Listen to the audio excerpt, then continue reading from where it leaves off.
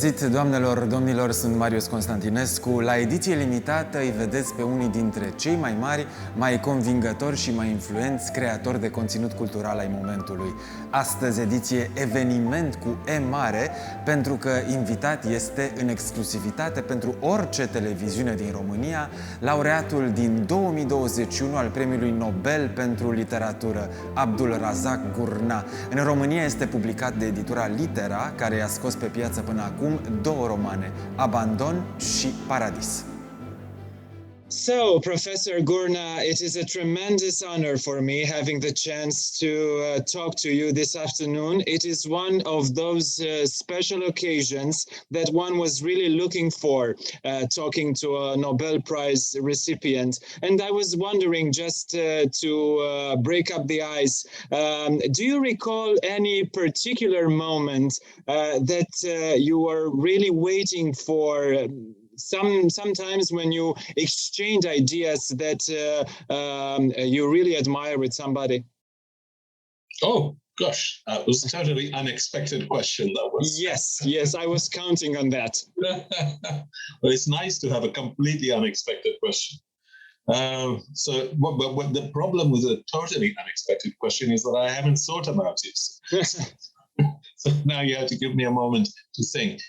Do I remember a moment when I encountered... Yes, you were really anxious to talk to somebody that you were admiring, you were looking up to. Well, there are many moments like that, particularly in my younger days, when there was... Because when you're younger, you admire so many people and, I don't know who it would have been. That would have been the most surprising person for me to actually meet. I think possibly Saul Bellow. Wow. But he didn't know me or anything like that. I just sort of came across him in what was in fact the very first literary festival I attended in Canada. And there he was as the kind of chief attraction. And we happened to be in the same lift going to our rooms after dinner or something like that. And I think I said to him, because I really admired his work at that time, anyway, what are you reading tonight? That's about all I could manage. And he said, Humboldt's Gift. And I was like, oh, wonderful book.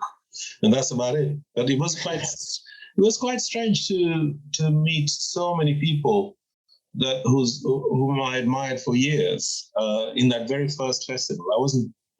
I was a totally a stranger to these events. I thought literary festivals were places where people went, not writers went, but where people went and sort of talked about the books they liked and so on. I didn't really understand that it was where writers went and kind of showed off. Abdulrazak Gurnah are 73 de ani și s-a născut în Tanzania. Încă din tinerețe a emigrat în Regatul Unit al Marii Britanii ca refugiat al Revoluției din Zanzibar. De altfel, problema refugiatului, a colonialismului și a vieții într-o cultură de împrumut urmărește tot ansamblul operei lui de la un capăt la celălalt. In your life, can we talk about two distinct phases before and after the Nobel? Yes, of course. Let's talk about that. Well, if so, what do you miss from the first and what does it compensate from the latter? That's a good way of putting it, yeah. I suppose the only thing that's different, really, aside from this incredible honor and recognition that the award of the Nobel bestows on a person, is that I can't, at the moment anyway, do the kinds of things that I was doing before, which was writing, gardening, just having time to myself to read. So now I do, and it's okay, I'm not complaining, but now I do spend quite a lot of time speaking to people who want to know a bit more about me, or journalists, because a new edition is coming out in another language, like in this case, as we're talking. And so and a lot of invitations to attend this, to contribute to that, to join, all of which are very worthy things. But there's only me, and you can't spread yourself quite as much as all that. So I suppose that's the difference. The difference is that it's not really an ordinary life at the moment. But I'm not complaining. I'd rather have the recognition this gives me, and then have to work out how to live with it, than not. But it's just very wonderful to be given such an honor. Well, acquiring the status of a global literary celebrity, the Nobel Prize does come with this addendum. How do you adjust to this new label? It's too soon. I need more time. At the moment, it's really a matter of trying to be civil and courteous to requests, to people who want to find out. The response, of course, as you might imagine, of many publishers in different countries, in different languages, is to bring out the books in their languages, in their own countries, and so on. Which is an absolutely wonderful thing for a writer. And so I want to respect that and to be as courteous, as cooperative as possible with that, to say, I appreciate your interest, and I appreciate that you want to interest your readers in this. And therefore it's a pleasure to come along and speak to people who will pass that on, that I'm delighted to be published in Romania. Well, you were mentioning earlier about being a bit soon this time of acknowledge, of celebrity, of global exposure. But you are no stranger to literary prizes, since many of your novels have been long or shortlisted for some major awards, namely the Booker in particular. Yet, this is your first Capital Award. Is there a proper time for such a distinction? Too soon, too late? How is it for you? Well, it seems to me that an award like the Nobel can only be given to a lifetime's work. You don't. Okay. Yes. Sometimes people, I think, misunderstand, and they say so-and-so was given Hemingway was given the Nobel Prize for The Old Man and the Sea. I don't think that's how the Swedish Academy works. That they take into account the lifetime production of this writer. You can't have that till you're old. You can't have a lifetime production till you've been producing for several years. So it does seem as if, unless you're very fortunate, that you have to be at the very least in your 60s by the time this award comes, and quite often much later than that. And that seems right to me. That seems right, because what you're recognizing, what they're recognizing, is not just a book, say like the Booker Prize. Yes. Recognizes a book. Many literary prizes recognize a book. This is this year's wonderful production. These are the best books for this year, and we were going to give a prize to them. I still dislike that kind of competition aspect of it. That's because as if these writers are competing against each other, which they're not. They're all. Yeah. No, they're not. Everybody's doing their own work. Okay. They're not competing with each other. It's the setting it up as a competition that somehow distorts the activity and the production. And of course, journalism then makes it even more kind of heightened. Who's won, who's a short list or whatever. But I mean, I know that many writers, or some writers, they dislike this idea of being put in a competition. So for example, if you win this competition, you're good. If you don't, you're not good. You see? So I mean, whereas you might be speaking to a particular kind of audience or reception or something like that, And for them, what you're saying is totally important. But in some kind of popular, generalized way, it's less important than somebody else's words. So this is I dislike.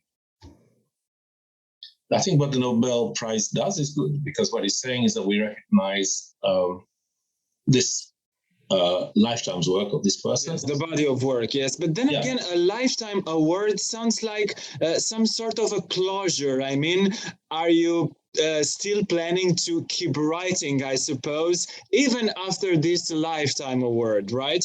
Yeah, you can plan, but what you can do, what you can do.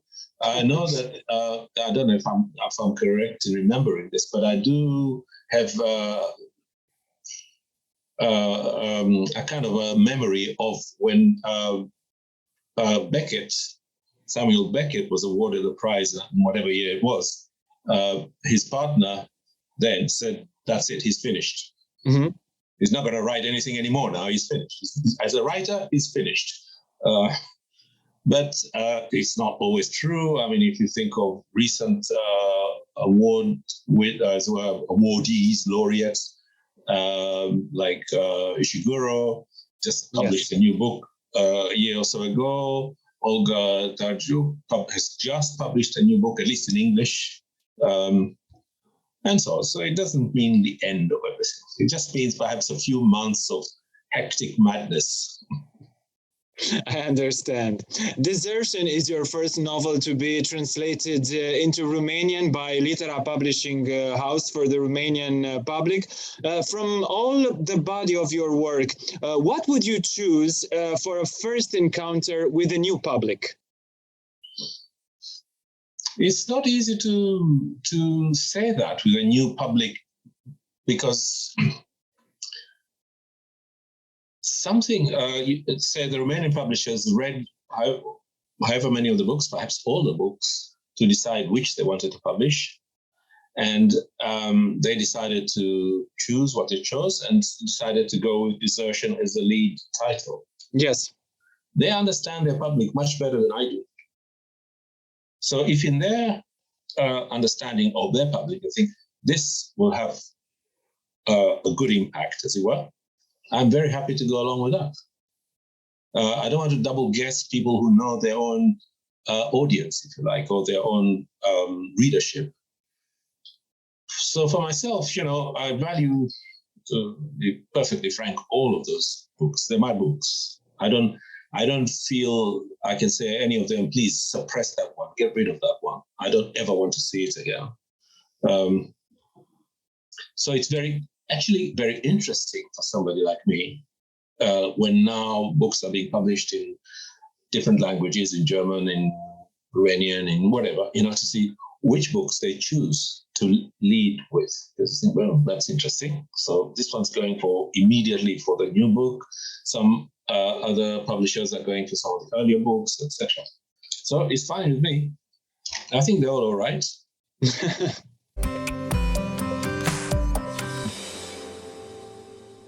Your books talk about being born in one culture, growing in another, and maintaining an identity on a sea of shifting sands. Are we, modern citizens, a continuous, ongoing process? Well, I am, of course, talking about a specific place, but I would like to think that the paradigm, as it were, of people being dislocated, being moved around, being forced by circumstances to leave their, as it were, ancestral place and end up. I don't think that that's something that's new or even, I suppose, unique to particular people. You could go anywhere, Europe, right now, Ukraine, or a few years ago, like Central Europe, with the kind of upheavals that happened there as a result of the war, and previous to that, before, this is not a new phenomenon. This kind of people being forced for one reason or another, either through war, through violence, through need, or indeed through choice, to go elsewhere. So to talk about kind of dislocations and the necessary adjustments that people have to make it's nothing new. It's not to open new ground, as it were. It's just simply to say these are specific areas. These are specific histories. So I could read about, let's say, upheavals in Romania. I'm thinking of somebody, for example, like Hatemula's writing, the upheavals of somebody, the German community in Romania after the Second World War. Absolutely. I could read that, and I can see things there that make sense to me. I'm hoping the same will be true that somebody reads about the kind of upheavals that happen to our part of the world and say, yes, that makes sense. I see that. This is something we know about. Because it's all about human experience. It is about how we respond to cruelties, as well as how we respond to the need to provide kindness and hospitality and assistance to others. These are things that are about all of us, and how we cope and understand injustice, how we cope and how we speak about injustice and wrongness. This is about all of us. Now, going back to something you said earlier, most of us reevaluate what migration, refugee, and asylum really mean in relationship with what happens these days in Ukraine. As someone who has dedicated his entire literary life to these topics, what do you think that we tend to forget when it comes to these facts? I don't think we forget. I think the beast and the monsters surprise us all the time by doing the same thing again and again. It's not that we forget. It is shocking. I mean, who would have expected that Russia would really do this in Ukraine? I mean, I thought it was kind of threatening or whatever, but really, who would really have expected that they would do to this extent of destroying cities, of destroying families or whatever? I don't think, well, certainly I don't know Ukraine. I don't know very much about Russia either. But to me, it seemed like, I don't think it's possible that it would happen, but it happens. Something that seems to cross your literary universe from one writing to another is this homesickness, this longing for that cradle where we open up the eyes on the world. Can literature and fiction in particular mean solace for this longing? Yeah, well, it may seem like it's just longing, but to me, it's not longing only. It's also a place that I can't eject, as it were. It's like something, a core of something that you take in, and your body cannot quite digest it and get rid of it. You know, it's part of my being. So I don't return to this place for it to provide comfort. I just don't have any option. I just go there. My mind goes there. You've been, yes, please. Yeah, there's a Guyanese writer called Wilson Harris. He's no longer alive now. Guyana is in South America, you probably know. But anyway, Guyana is in South America, one of the West Indian territories that was colonized by the Dutch and then the British and whatever. Anyway, in his lifetime, he wrote something like 22, 23 novels. He died about 5 or 6 years ago. A very important writer from the Caribbean point of view, anyway. And he lived for the majority of his adult life in a place called Colchester, which is very close to London. It's in Essex, very close to London. And somebody asked him, he'd lived there more or less from the ages of like 20 or something like that till he died. And somebody said to him, what's it like for somebody like you who comes from Guyana to live here in Colchester on the edge of London for 40 years or however long it is. And he said, I don't know, because my mind is always in Guyana. You've been writing in English from the very beginning. Can you feel at home in more than one language? Yeah. I mean, writing language is not necessarily the only language you utilize, as it were.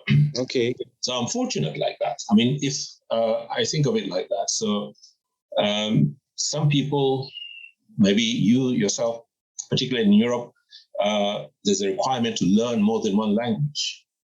So several people speak maybe a bit of French or German or whatever it is. It's not unusual. I think it's more unusual in British culture for people to speak more than one language. So they speak English. If they speak another language, it's because they were scholars or something like that of that language. But ordinarily, people don't speak French or German or whatever, in the street, so, in the way that they do in Germany. Mm-hmm. You can go to Germany, you can speak in English, and quite a lot of the time people will understand what you're saying. And no doubt the same will be true if you spoke in French. I don't know if the French speak any other language either, but anyway, that's a different thing. So I think having another language that, or whatever your writing language is one thing. You speak another language, it usefully informs what you're doing elsewhere, particularly if there's a big difference in both the source and the culture and the society from which that language comes. Imagine as somebody who's grew up speaking Chinese, writing in German. Can you imagine the kind of intertextual fertilities that will be there? Well, the same for me. I write in English, but I also grew up and spoke Swahili, and I'm a Muslim by religion, or at least by birth. And so, all of these things become really quite useful and helpful, and they provide a richer, shall we say, dynamic for me as a writer. They're not an inhibition. Yes. It's not an inhibition. It's not a problem. It's actually an additional variation, if you like. Mm-hmm. More than once you have outlined the role of the writer to witness and to tell a story, his or hers or someone else's, not necessarily to stir a broader reaction, but to keep the debate substantial and alive. Do you believe in instrumenting the writers as authoritative voices of the political discourse? No, I don't. If by political discourse you mean contributing or affiliating to a particular body or a particular platform, something like that. Maybe a platform would be a better word, yes, or a certain ideology. Oh, well, all of those things. It depends, really. So it depends to what extent you then end up being a voice speaking for others. And this, I do not have any ambition to do. I do not want to speak for anybody.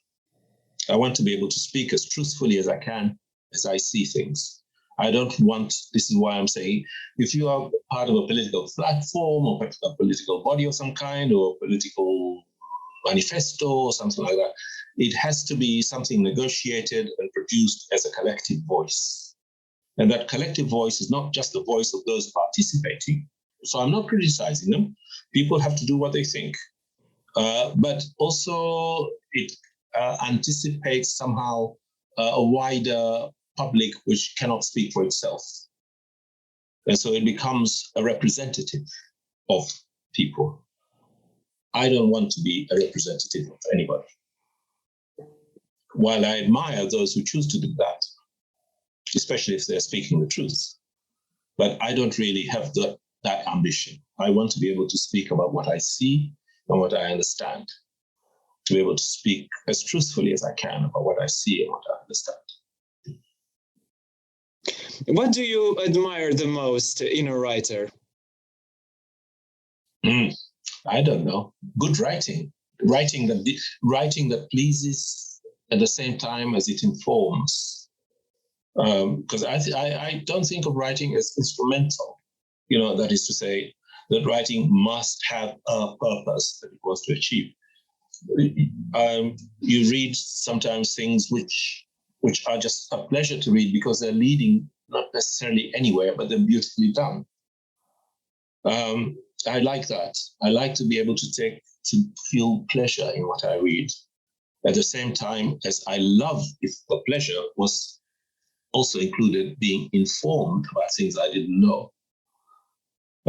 So that I'm broadened, I'm made to understand things that I didn't understand before. Sometimes I'm just happy to read things that tell me things I already know as well, because then it makes me feel that I'm not stupid to think like that, because somebody else is in kind of such a beautiful way telling me something that makes me think, yeah, I agree with you. So it's a complicated thing, reading what you admire. It's complicated. It's not simple. It's not just simply you think this is great or this is good. There are so many other things that happen in writing. Sometimes, of course, you read something and you think, this is so well done, but I don't agree. And you can still read it. Or sometimes you think, this is almost well done, but I wish she hadn't done that or something. So there are many different ways in which you admire, withdraw your admiration, kind of once again give your admiration. And it's like that, fluid. Lovely. I was really looking forward to hearing this word pleasure, because sometimes reading is about indeed higher stakes, yes, influencing, changing something, but this pure pleasure of reading, to me at least, appears as something that we sometimes forget, this enjoyable and hard to describe feeling when we find ourselves immersed in a book. Absolutely. And you know it as soon as you start. Often, but sometimes even if it's not immediate, but you know it. When you're in this book, you go there and make a cup of tea and you can't wait to get back to pick up this book again and start and continue reading it. And it not only immerses, it contains you, it takes you on until you've got to the end of it. Sometimes, of course, when you're younger anyway, you stay up all night reading it till it's finished. I think later on you can't quite stay up all night. Speaking about younger times, would there be a crucial point in your life when the option of being a writer has outshadowed anything else? Yeah, I think so. I think there was a time when it started to become like that.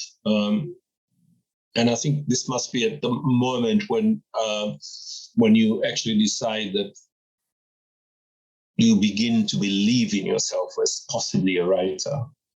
I'm really sometimes rather surprised to see so many young people these days in the UK, anyway, I don't know if that's also happening in Romania, who at the age of 18 choose to do a creative writing course. More and more so, yes. The implication being that I want to be a writer, or some kind of writer anyway. I thought that aspiration was so beyond me, the idea of becoming a writer, that I kept that secret from even my closest friends. I didn't say I want to become a writer, because I thought they would laugh and say, what? Do you know what that means? This idea of a writer. But I think what you're referring to, at least in my experience, is the moment or a time when you think, yes, I think I want to do this. In other words, you're committing to the idea of, and then of course, there's great unhappiness to come after that, of course, because then it takes rejection after rejection after rejection before anybody publishes your work. So you don't know when you say, I would like to be a writer, that you're signing up to a great deal of misery for a good few years, if not for a very long time. Yes. Did it happen to you? Rejection after rejection after rejection? Oh yeah, for a very long time. Yeah. But it's nice. It's behind me. So yes, nice. I'm sure it is nice. It feels nice now. Yes. Yeah, but I think possibly this is an experience that is almost inevitable for 80, if not 90% of writers, that you have to go through this. And you either decide that, yes, I'm going to go through it with gritted teeth until I get to the other end, or you give up, or in some cases, of course, you go through it for all your life. And it never actually changes until you're too tired, to struggle. But yeah, it's a hard profession. It's a hard career to choose. One would say that colonialism represents a healing or even a healed wound. What keeps it open instead? Because it's not finished. That's one thing. It's not finished, its consequences are with us. It's not finished at all. It's like you might say, the Soviet Union has collapsed, but its consequences are still with us. Or even Nazi Germany, its consequences are still with us. All strange borders that were drawn, well, Ukraine being an example, inequalities that continued as a result. That's one reason why we haven't yet finished at all with colonialism, at all. And the other reason is because there's always a necessity to understand what happened. Not just what we have now. We don't understand what we have now if we don't understand what happened. So there is a necessity to know how did it work? Because you can't expect the narratives that the colonizers, as you are, tell about their activities to be truthful. You can't expect that. In fact, you can expect most certainly that it would not be truthful. Yes. So there is another necessity to make sure that, we get underneath this and we get to find out what went on, what happened, what was not told. Some of it we know because the experiences of people who lived through it from the other side have not been taken account of. But some of it is all there in these hidden archives and burnt papers and whatever, which people are finding and bringing out. It's not over. We have to understand it. We have to understand it because, say, somewhere like here in the UK and France, they're actually quite happy with the narrative of colonialism as it's over. It forgives them what they did. But it's not over. In more immediate senses, for example, the issues that are now happening, like museums full of plundered artifacts, which people want back in these various places. Reparations. There are various places who are talking about the injury, economic as well as human injury that was done to them, say, for example, in the Caribbean, enslavement of people who, for centuries, were abused and misused and exploited to the enrichment of all these people. They want something back. So all of these things are still alive. And these are things that, say, 2-3 decades ago were not even spoken about. But now they are.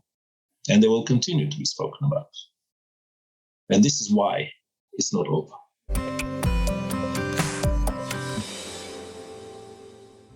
O privire plină de simțire asupra universului refugiaților și efectelor postcolonialismului în acest golf comun al culturilor și popoarelor. Iată un fragment din elogiul Academiei Nobel la adresa lui Abdulrazak Gurnah. Este și primul mare premiu pe care acesta îl obține. Până în 2021, Abdulrazak Gurnah era un nume cunoscut în cercul restrâns al specialiștilor în literatură engleză postcolonială. Astăzi, profesorul emerit la Universitatea din Kent, este un star literar planetar. The Swedish Nobel Academy, in its synthesis of your literary contribution, talked about, and I quote, the gulf between cultures and continents. Well, in a world where mentalities, religions, ideas, values, and ways of being collide, what or where is a common ground and maybe a safety one? Well, I don't know. If I knew that, I'd fix the whole thing. I'd be gone. I'd say to everybody, okay, calm down. It's all the same thing. And so on. But, you know, these are things that can only be resolved by a willingness on the part of various cultures to, I guess, to step down from their arrogance or to step down from their fears. I don't quite understand, for example, why Europe, which has only just about recovered from the great violence of the mid-century, mid-20th century, including millions of refugees in their own countries, including unbelievable human cruelties that various people, not just the Germans, participated in. I cannot understand how suddenly they cannot understand what it is to be a refugee from Afghanistan or Syria or whatever. Because it's racism that's preventing them. It's religion that's preventing them from understanding these other people whom they see as not quite as human as they are. So instead of being able to offer the kind of hospitality that any people escaping war and violence deserve as human beings, they lock them up, they put barbed wire, they put blocks, they let them drown. So it seems to me that until, this includes the UK, of course, until people can get over that barrier of somehow not seeing others as human as they are, then they are capable of treating them with cruelty. I'm most impressed with the way the German state responded to the refugees from Syria and Afghanistan, and also the way they responded to the refugees from the Ukraine. I was there in Germany actually during that week when it was happening. And it's just amazing, their hospitality, because they know about being refugees. Now, going back to, let's say, a nicer place, or at least a haven of good emotions. Now, your name aligns in a series of extraordinary authors, such as Kipling, or Yeats, or Shaw, or Faulkner, Hemingway, Pasternak, Beckett, Garcia Marquez, Toni Morrison, Kazuo Ishiguro, Nadine Gordimer. There have been all Nobel recipients for literature. Well, if given the chance to have an one-to-one with one of your Nobel predecessors, who would you choose and why? Another weird one.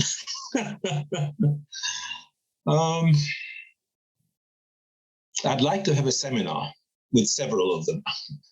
Excellent answer, yes, and very diplomatic as well. So I would like to have in my seminar, I would like to have Nadine Gordimer, for sure. I would like to have Derek Walcott. I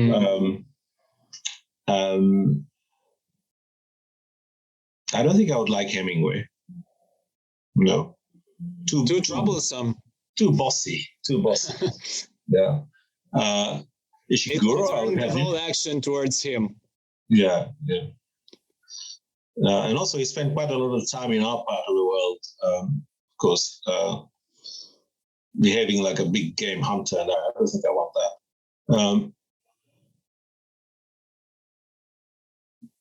I think Marquez will be interesting to have in a conversation. So many of them. Not Kipling. I don't think I could stand him. Or Churchill. Churchill? Anyway.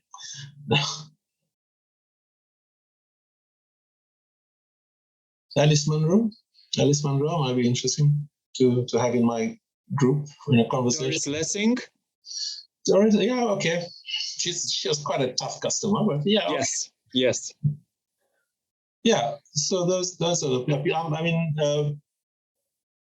in recent years, I think when you look at the people who have been awarded, but there's been more variation. Eastern European, particularly women. Orhan Pamuk, of course, I will have Orhan Pamuk as well. Yes. Yeah, I think I'll find enough people to have a conversation with. Totally, yes, yes. The time will be the principal matter, yes, for this kind of seminar. You mean this is in the next world, of course. There is an undisclosure agreement valid for 50 years regarding the nominees for the Nobel Prize in Literature. But from now on, you will unquestionably be consulted for future nominations. In your opinion, and this is my final question, what literary features are worthy of such nomination? I don't know. You see, because I think I have no idea how they work, but I imagine that they read. If I were, for example, or if you were to suggest a writer, that they would read that writer, it doesn't mean that they would read that writer immediately. It could be they would read that writer over the next 5 years. Yes. And I don't know how big the Swedish Academy is, and I don't know how many of those have an input. I know there is a kind of jury type group in the end, but I actually don't know what their procedures are, whether all those members submit a report or something, and then the jury, I really don't know. But because the process seems to be so complex and possibly even so arduous, because I think I just leave them to it. I mean, if they could come up with Bob Dylan as a Nobel laureate, I think, well, what process did they go through to get to that decision?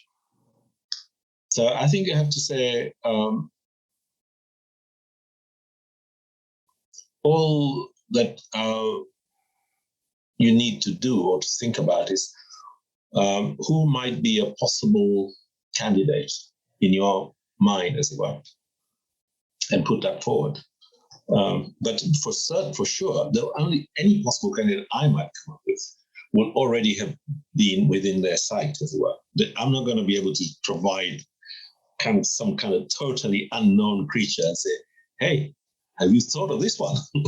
So it'll, I'm sure, be somebody they're already thinking about. But, they come up with some surprises, as you know.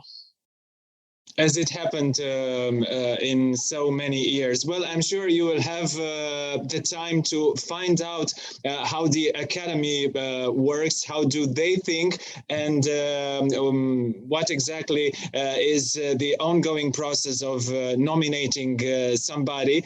Because the recipients are always consulted for future nominations. So you will be enlightened regarding this mystery. Well, it depends whether they will actually enlighten me or not. If they're so secretive, maybe they won't. Maybe they'll just give me blah, blah, blah, blah, and not really tell me how it happens, which is all right. They've been doing their business for 122 years or whatever it is now. So good luck. And they made the right decision this time. Right. Professor Gurnah, thank you so much. It's been wonderful talking to you. Thank you so much for your time today. It's a pleasure. Thank you. Right, bye-bye. Doamnelor, domnilor, ediția limitată de astăzi se închide aici. Sunt Marius Constantinescu, citiți nelimitat!